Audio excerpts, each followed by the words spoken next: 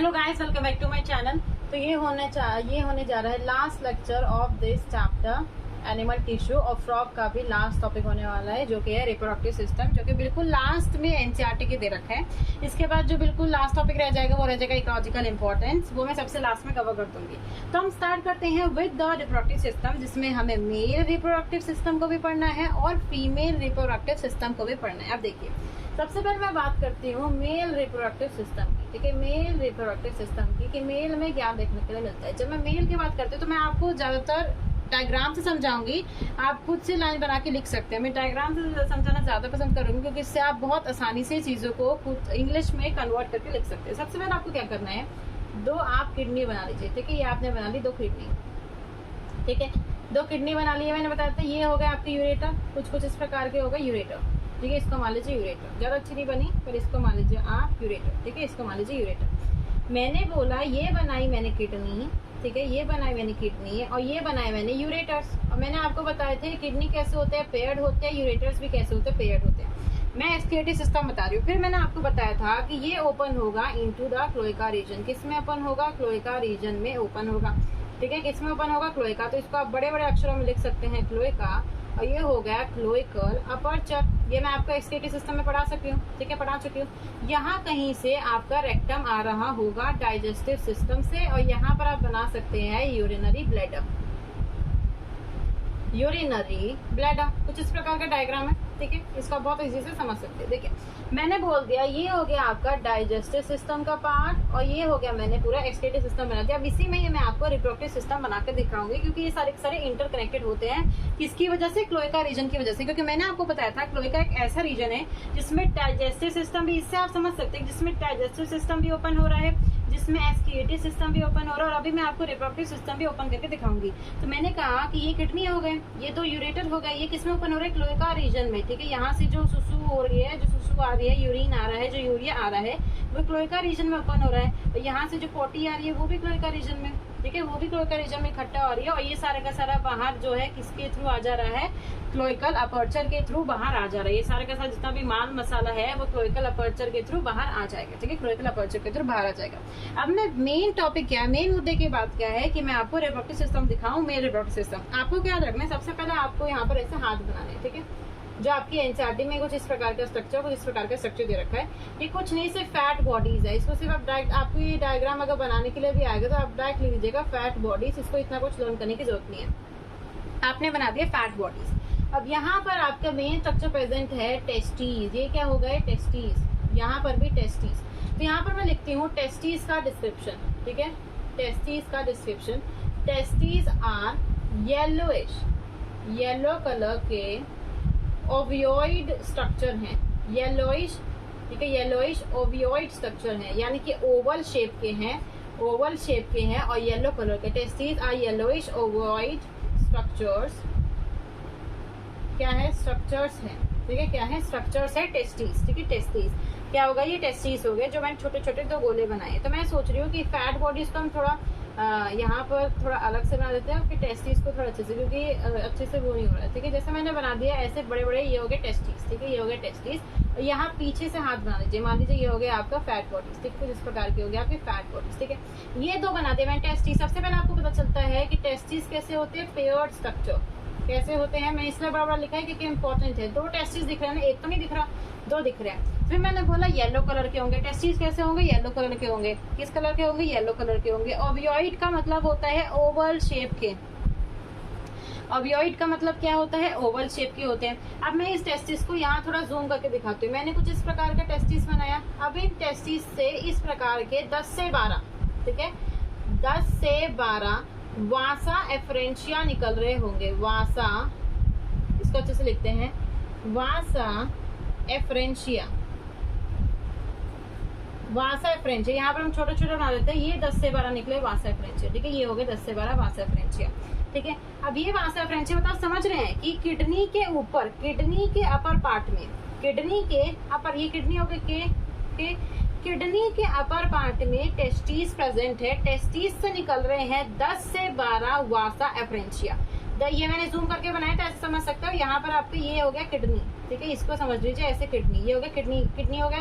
तो ये क्या है, टेस्टीज है, ये क्या है, किडनी है। 10 से 12 क्या निकल रहे हैं, ये आपको टर्म भी लिख के आए, 10 से 12 भी याद करना है। तो 10 से 12 क्या निकल रहे हैं, वासा एफरेंशिया निकल रहे हैं। अब इसके बाद का जो डायग्राम है वो मोर डिटेल में, आप इसको बहुत ज्यादा इंपॉर्टेंट है, इसको लिख लीजिए कि testes are yellowish ovoid structure pair होते हैं, ठीक है। और ये वाला डायग्राम को मैं और ज्यादा डिटेल में आपको बना के दिखाती हूँ। इसको मैं मिटा देती हूँ। देखिए, अब आपको और डिटेल में जाना है कि किस प्रकार का स्ट्रक्चर देखने के लिए मिलता है, तो मैं थोड़ा बड़ा स्ट्रक्चर बना देती हूँ, इससे और भी ज्यादा इजी हो, ठीक है। किडनी थोड़ी छोटी बना देते हैं, चलो किडनी भी बनाई, ये किडनी हो गई, ठीक है। ये क्या हो गई, आप ऐसे बना लीजिए किडनी। ये किडनी से निकला यूरेटर, यहाँ पे हो गई दूसरी किडनी, ये इससे निकला यूरेटर, ठीक है। कुछ इस प्रकार का, छोटी बड़ी हो गई है। ये किडनी निकली, यहाँ पर मैंने बताया था, यहाँ पर पाया जाएगा क्लोएका, बड़ा बड़ा लिख देते हैं क्लोएका, ठीक है। क्या पाया जाएगा, क्लोएका। यहाँ पर बना लेते छोटा सा छेद, जिसे बोलते हैं क्लोइकल अपर्चर, क्लोइकल अपर्चर। यहाँ पर मैंने बना दिया रेक्टम, जो कि डाइजेस्टिव सिस्टम का पार्ट है। यहाँ पर बना दिया मैंने urinary bladder,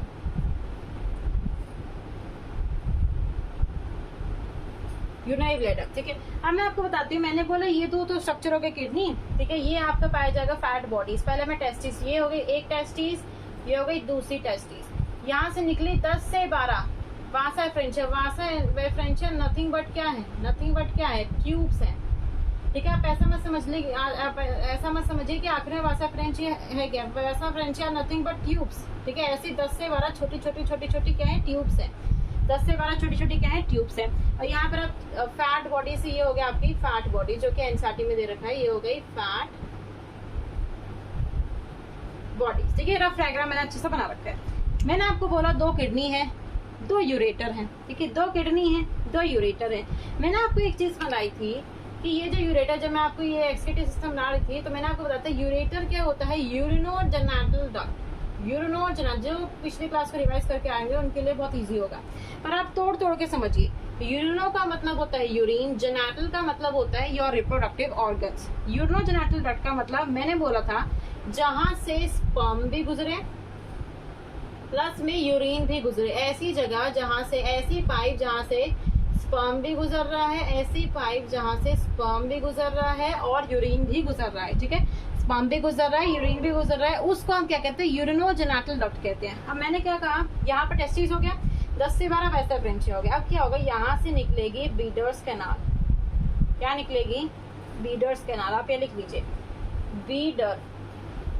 Bidder's canal, Bidder's canal. मतलब आप समझे क्या मैं कहना चाहती हूँ। देखिए, टेस्टिस के अंदर बने स्पर्म्स, आप जैसे जैसे मैं बोल रही हूँ उस ऑर्डर को समझिए। टेस्टिस में बने स्पर्म्स, टेस्टिस से किस में गए, वासा एफरेंशिया, जो कि 10 से 12 है। वासा एफरेंशिया से ये स्पर्म्स जाएंगे बीडर्स कैनाल के अंदर, टेस्टिस के अंदर से होते हुए, ठीक है। टेस्टिस के अंदर से होते हुए, ठीक है, टेस्टिस के अंदर से होते हुए देन ये एंटर कर जाएंगे यूरेटर के अंदर। ये यूरेटर के अंदर एंटर कर जाएंगे और अल्टीमेटली क्लोएका में ओपन हो जाएंगे, ठीक है। तो ये स्ट्रक्चर मैं फिर से समझा देती हूँ, ठीक है, फिर से समझाती हूँ। टेस्टिस से बनेंगे स्पर्म्स, टेस्टिस के अंदर बने स्पर्म्स, ठीक है, स्पर्म्स। मैं स्पर्म्स को ऐसे आपको डॉट डॉट स्ट्रक्चर, तो ये बन गए स्पर्म्स। ये स्पर्म्स ट्रैवल हुई थ्रू वासा एफरेंशिया, किसमें गए, बीडर्स कैनाल में। और बीडर्स कैनाल किसके अंदर, आपसे पूछा जाएगा बीडर्स कैनाल किसके अंदर है, बीडर्स कैनाल किसके अंदर, किडनी के अंदर है। अब ये जो स्पर्म्स है ये यूरेटर में एंटर कर जाएंगे, ये जो यूरेटर बनाया है इस यूरेटर में एंटर कर जाएंगे, ठीक है, इस यूरेटर में एंटर कर जाएंगे। इसलिए मैंने बोला कि यूरिनोजेनिटल डक्ट होता है, क्योंकि इसमें से स्पर्म भी जा रहा है, यूरिन भी जा रहा है, अल्टीमेटली ये क्लोएका में जाएगा। अब आपसे ये चीज समझ में आई कि देखिए, यहाँ से ये आ गया स्पर्म, ठीक है, इसको मैं मिटा देती हूँ, ये आ गया स्पर्म, ठीक है, ये आ गया स्पर्म। यहाँ से आ गए पोटीसिस्टू, ठीक है, इसको कुछ ऐसा कुछ बना लीजिए, हो गया पोटीसिस्टू, ठीक है। यहाँ से आपके आ गए यूरिन, तो मतलब कि यहाँ पर क्या है, यहाँ पर एक कॉमन ओपनिंग होगी जहाँ पर आपका डाइजेस्टिव सिस्टम, ठीक है, डाइजेस्टिव सिस्टम, एस्किरेटरी सिस्टम, यूरिन वाला और रिप्रोडक्टिव सिस्टम सारे ओपन हो रहे हैं क्लोएका रीजन में। आई थिंक मैंने बहुत अच्छे से समझाने की कोशिश की है। इसी के साथ साथ मैं एक बार आपको फीमेल रिप्रोडक्टिव सिस्टम भी जल्दी से बता देती हूँ, ठीक है, इसको मैं रब कर देती हूँ। अब आपको जल्दी से हम फीमेल रिप्रोडक्टिव सिस्टम समझा देते हैं, जिससे आपको बहुत अच्छे से क्लैरिटी हो जाए कि फीमेल रिप्रोडक्टिव सिस्टम क्या होता है। आप फिर से बनाएंगे किडनी, ये बनाई आपकी किडनी, ये हो गया यूरेटर, ये हो गया यूरेटर, ठीक है। यहाँ पर हो गया क्लोएका, ठीक है। मैं अब ज्यादा मार्किंग नहीं करूंगी। ये हो गया रेक्टम, ये हो गया यूरिनरी ब्लैडर, ये हो गया क्लोइकल अपर्चर, ठीक है, रफ डायग्राम बनाया। अब फीमेल के केस में क्या होगा, ये हो गई आपकी ओविडक्ट, ठीक है, कुछ इस प्रकार का मटके जैसे कुछ स्ट्रक्चर बना के दिखा रखा है एनसीईआरटी में। यहाँ पर पेयर्ड ओविडक्ट हो गए, ठीक है, ये यहाँ से निकला ओविडक्ट और ये यहाँ ओपन हो गया, ये यहाँ से निकला यहाँ पर ओपन हो गया। तो ये क्या है, पेयर दो हैं ओविडक्ट, ठीक है, क्या है, ओविडक्ट है। इन ओविडक्ट के अंदर क्या होगा, ओवा, क्या होगा, ओवा होगा, ठीक है। यहाँ पर कुछ पत्ते सा स्ट्रक्चर, ठीक है, कुछ इस प्रकार का पत्ते सा स्ट्रक्चर आपके एनसीईआरटी में दे रखा होगा, इस प्रकार का पत्ते सा स्ट्रक्चर, ठीक है।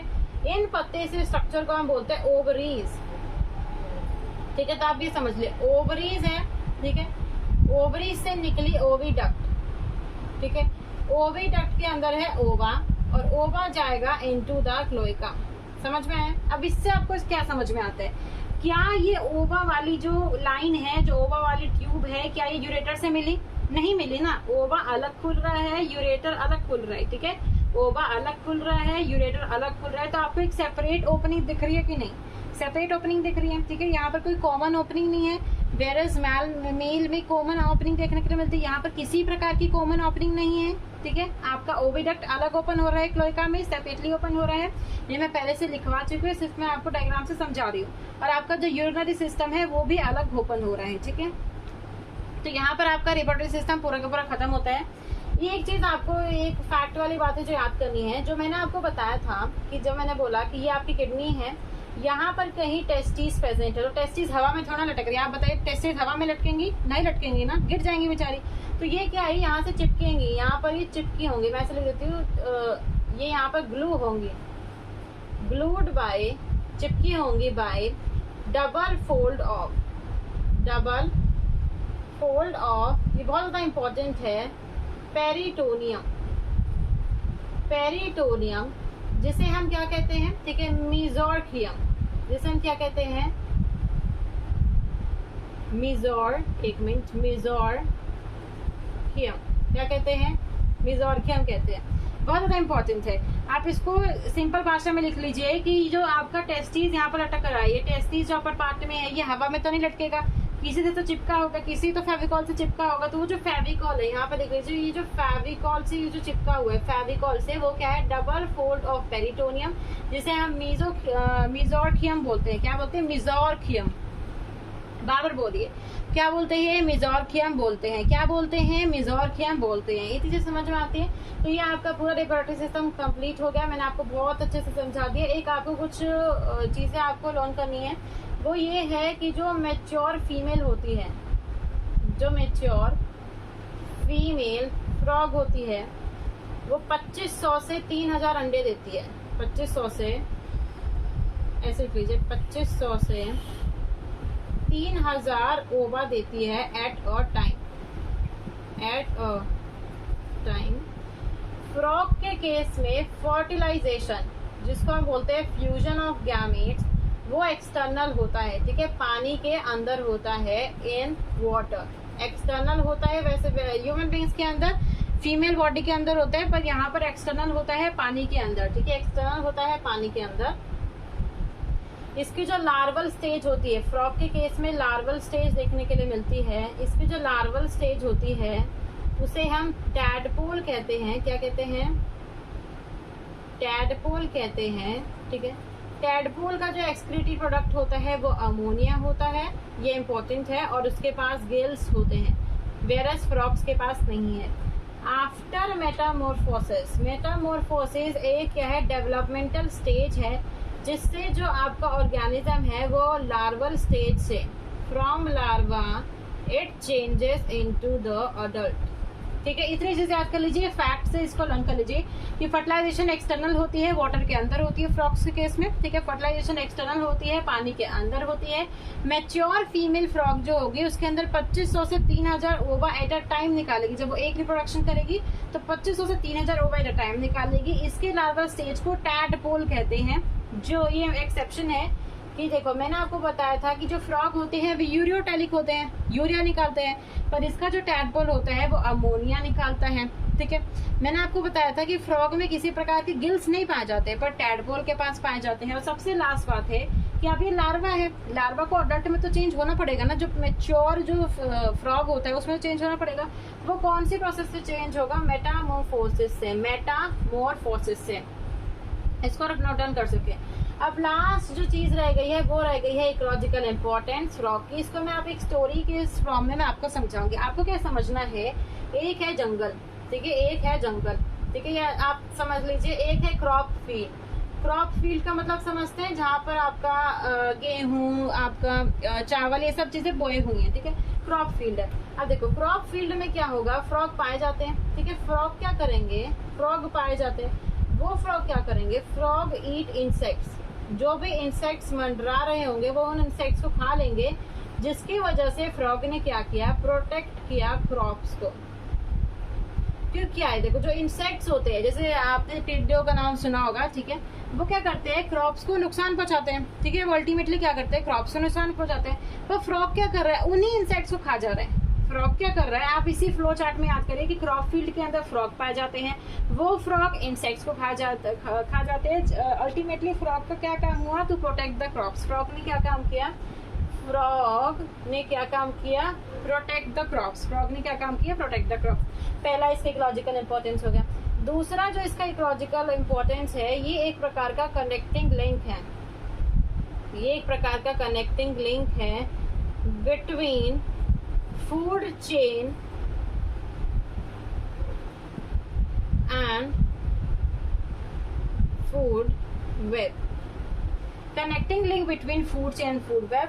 और सबसे लास्ट में तीसरे पॉइंट को ऊपर लिख देते हैं। सबसे लास्ट क्या है कि इन मैनी कंट्रीज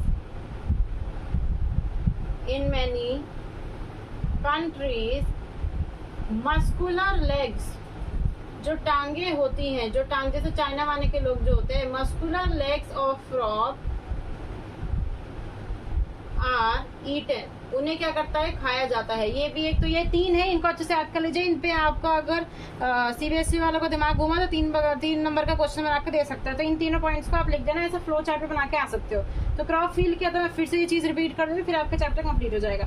मैंने क्या कहा, क्रॉप फील्ड है, ठीक है, उस क्रॉप फील्ड में आपका फ्रॉग पाया जा रहा है, मेंढक पाए जा रहे हैं। मेंढक घुसा आपके खेतों में, जाकर उसने देखा इंसेक्ट्स है, क्योंकि वो तो कार्निवोर है, इंसेक्ट तो खाता है। आपने बहुत सारी मूवीज में देखा होगा, वो जीभ निकालता है और इंसेक्ट को पकड़ लेता है। तो उसने क्या किया, इंसेक्ट्स को खा लिया। अब इंसेक्ट्स को खा ले तो इंसेक्ट क्या कर रहे थे, जो क्रॉप्स थे उन्हें खराब कर रहे थे। पर अल्टीमेटली फ्रॉग ने जब इंसेक्ट को ही खा लिया तो क्रॉप को कौन खराब करेगा, तो क्रॉप तो बच गई ना। तो ये एक फंक्शन हो गया। दूसरी फंक्शन है कि एक प्रकार का कनेक्टिंग लिंक होता है फूड चेन के बीच में और फूड वेब के बीच में, ठीक है, क्लियर हो गया। फिर इन मैनी कंट्रीज, है तो सिंपल सी बात है कि उनकी जो टांगे हैं, फ्रॉग की जो टांगे हैं, मेंढक की जो टांगे हैं, उन्हें क्या करते हैं, खाया जाता है बहुत सारी कंट्रीज में। चाइना का नाम आप क्या कर सकते हो, चाइना का नाम आप क्या कर सकते हो, याद कर सकते हो, ठीक है। चाइना से आप जैसे आपके दिमाग में चाइना आएगा, उसको आप अच्छे से याद कर लेना कि इन मैनी कंट्रीज जो मस्कुलर लेग्स होते हैं फ्रॉग्स के, उसे क्या करते हैं, खाया जाता है, ठीक है, उसे क्या करते हैं, खाया जाता है। इतनी चीजों को अब हम इस चैप्टर को एंड करते हैं, ठीक है। इतनी चीजों का आपको बहुत अच्छे से लर्न कर लेना है। लगभग 7 लेक्चर्स लगे हैं, ज्यादा बड़े नहीं है, आधे घंटे 25 मिनट के इतने के हैं। अगर आपको पेपर से पहले देखना भी होगा तो आप 2x में देखोगे, ज्यादा से ज्यादा 1.5 घंटे में कंप्लीट हो जाएगा, ठीक है। तो मैंने बहुत अच्छे से कोशिश की है कि मैं सारी की सारी एनसीईआरटी की लाइन को कवर करूँ, एक भी चीज मैं नहीं छोड़ी जो कि पेपर में आ सकती है। जैसे मैंने इकोलॉजिकल इंपॉर्टेंस भी बहुत लोग नहीं करवाते, जो कि इंपॉर्टेंट होता है, मैंने इकोलॉजिकल इंपॉर्टेंस भी करवाई, इसका आप अच्छे से पढ़ लीजिएगा। At the end please subscribe to my channel. तो मैं इसको रब कर देती हूँ। इन चीजों को जो मैंने बोला है, इनको आप अच्छे से लर्न कर लीजिएगा, ठीक है, अच्छे से समझ लीजिएगा कि क्या क्या चीजें मैंने बोली हैं। एट द एंड तो ये हो गया दी एंड इस चैप्टर का, ठीक है, दी एंड इस चैप्टर का, ठीक है, दी एंड इस चैप्टर का। तो आप बताइए कि आप खुश है कि नहीं, चैप्टर कंप्लीट हो गया कि नहीं, ठीक है। तो at the end please subscribe to my channel, gives a thumbs up to it, ठीक है। इसे ज्यादा से ज्यादा शेयर करिए, सब्सक्राइब करिए, ठीक है। अगर आपको अच्छा लगे तो कमेंट भी जरूर करिएगा, ठीक है, कमेंट भी जरूर करिएगा। अगर आपको ये लेक्चर पसंद आता है, ये तो लेक्चर खत्म हो गया, अब हम देखते हैं हम कौन सा न्यू लेक्चर को अपलोड करेंगे। Thank you.